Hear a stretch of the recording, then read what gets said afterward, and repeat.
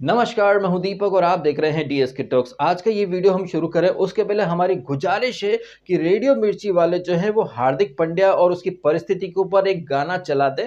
गाने के बोल कुछ यूं हैं कि हमें तो अपनों ने लूटा, गैरों में कहां दम था, हमारी कश्ती वहां डूबी जहां पानी कम था। हार्दिक पांड्या की कश्ती को कैसे उसी के टीम वाले डुबा रहे हैं, ये चीज आपने कल रात को ही नहीं, इनफैक्ट आपने एक साल पहले से देखना शुरू कर दी थी। पिछले साल जब हार्दिक पांड्या को कैप्टन बनाया जाता है मुंबई इंडियंस का, उसी समय रोहित शर्मा ने कसम खा ली थी कि भाई कुछ भी हो जाए वो परफॉर्म बिल्कुल नहीं करेगा। ये जो आप तस्वीर देख रहे हैं अपनी स्क्रीन के ऊपर कि कैसे एक बंद पड़ी गाड़ी को बाकी लोग नीचे खड़े होकर धक्का मार रहे हैं, लेकिन रोहित शर्मा ऊपर खड़े खड़े धक्का मारने की एक्टिंग कर रहा है। बिल्कुल यही है रोहित शर्मा मुंबई इंडियंस की टीम में आजकल।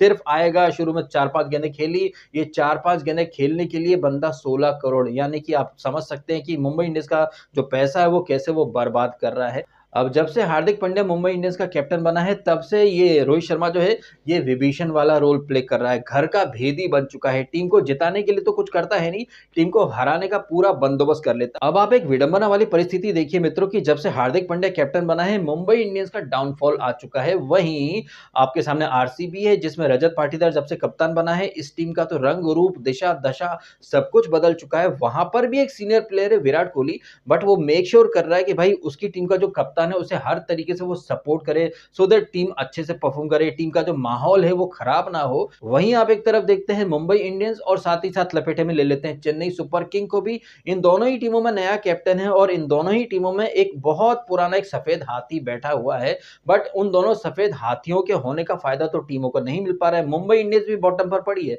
चेन्नई सुपर किंग भी बॉटम पर पड़ी है। वहीं दूसरी तरफ है आरसीबी जो कि अक्सर बॉटम पर रहा करती थी, लेकिन अब फिलहाल वो टॉप 4 में चल रही है। अब इन सारी चीजों को देखे तो हमें अच्छे से समझ में आ जाता है कि आरसीबी का जो मैनेजमेंट है या जो टीम का माहौल है वो कितना पॉजिटिव है। वहां पर विराट कोहली, उसे मैं कितना भी क्रिटिसाइज कर दूं, ट्रोल कर दूं, बट यहां पर हमें साफ साफ दिख रहा है कि विराट कोहली आगे बढ़ के हेल्प कर रहा है रजत पाटीदार की हर तरीके से, चाहे वो टीम में फैसले लेने की बारी हो, बल्ले से परफॉर्म करने की बात हो, हर जगह विराट कोहली दिखा रहा है कि भाई वो टीम को आगे लेकर के चल रहा है। वहीं आप देख लीजिए वो थाला धोनी या फिर ये रोहित शर्मा, ये मेक श्योर कर रहे हैं कि इनकी टीम के जो कैप्टन है वो जीत ना पाए। खैर हम यहाँ पर सीएसके नहीं बल्कि मुंबई इंडियंस पर ज्यादा ध्यान देंगे, क्योंकि अभी मुंबई इंडियंस का मैच हुआ है। चेन्नई का जब मैच होगा, जब वो हारेगी तो उनके ऊपर आगे कभी और बात कर लेंगे। फिलहाल मुंबई इंडियंस पर ही फोकस करते हैं। तो ये मुंबई इंडियंस की टीम जिसमें कल बुमराह की एंट्री होती है, हमें लगा था कि भाई जो वानखेड़े की जो कंडीशंस होती है बुमराह अच्छे से आग उगलेगा। बुमराह तो विकेटलेस चला जाता है, दीपक चाहर कुछ नहीं कर पाता है, ट्रेंट बोल्ट ने जरूर 2 विकेट लिए हैं, उसके अलावा बाकी कोई और बॉलर में विकेट लेने का दम दिख ही नहीं रहा था। और आपने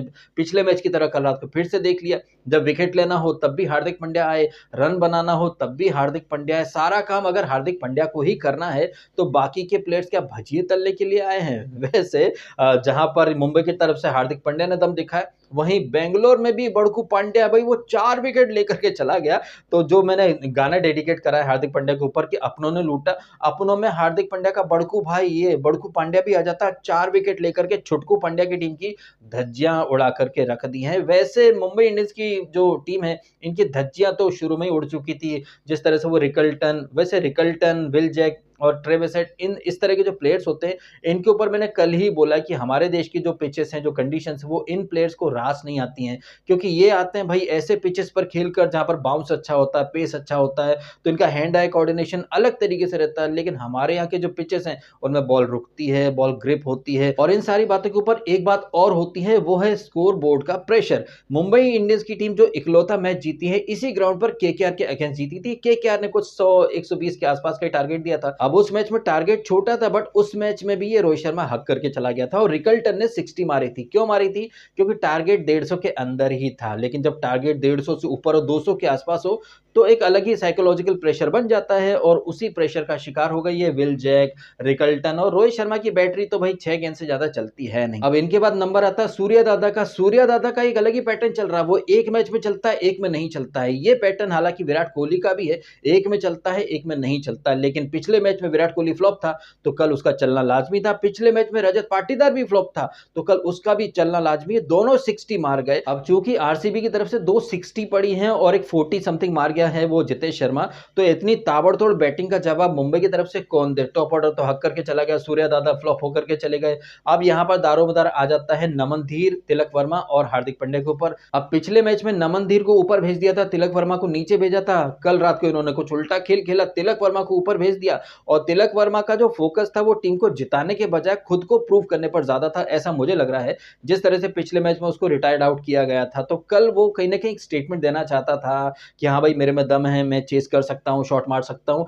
लेकिन उसके जो 56 रन है वो टीम के काम नहीं आ पाए हैं। जिस रफ्तार से हार्दिक पांड्या ने बैटिंग करी, 15 गेंदें खेली, कुछ 42 मार गया, उसी अंदाज में अगर तिलक वर्मा भी खेल जाता तो शायद आई थिंक एक मौका बन सकता था। लेकिन तिलक वर्मा वहां पर कहीं ना कहीं खुद को साबित करना चाहता था कि मुझे रिटायर्ड आउट नहीं किया जाना चाहिए था, मैं एक स्टेटमेंट दे रहा हूं कि मैं पावर हिटिंग कर सकता हूं, टीम जाए खड्डे में, मैं अपने रन बनाने आया हूं, इस मेंटेलिटी का परिचय दिया उसने तिलक वर्मा ने। अब तिलक वर्मा और हार्दिक का विकेट गिरने के बाद वर्ल्ड का सबसे बड़ा पावर हिटर मिचेल सेंटनर आता है, जो कि एक गेंद में 20 छक्के मारने की काबिलियत रखता है, लेकिन वो भी जिता नहीं पाता है और 12 रनों से मुंबई इंडियंस हार जाती है। अब आपका क्या है मानना इन सारी चीजों के बारे में? जिस तरह से कल का मैच गया है, एक टीम आरसीबी वहां खुशी का माहौल है, वहीं ये मुंबई इंडियंस वहां पर गम ही गम है। और एक और सिमिलैरिटी है कि यहाँ भी नया कैप्टन है, वहां भी नया कैप्टन है, यहाँ भी एक जबरदस्त लेजेंड है, वहां भी एक जबरदस्त लेजेंड है जो कि अपने कैप्टन को हर तरीके से सपोर्ट कर रहा है, लेकिन यहाँ जो लेजेंड है वो मेक श्योर कर रहा है कि उसका कप्तान जीत ही नहीं पाए। तो ये जो एक मेंटेलिटी है, इसके बारे में आपकी ओपिनियन शेयर कीजिएगा।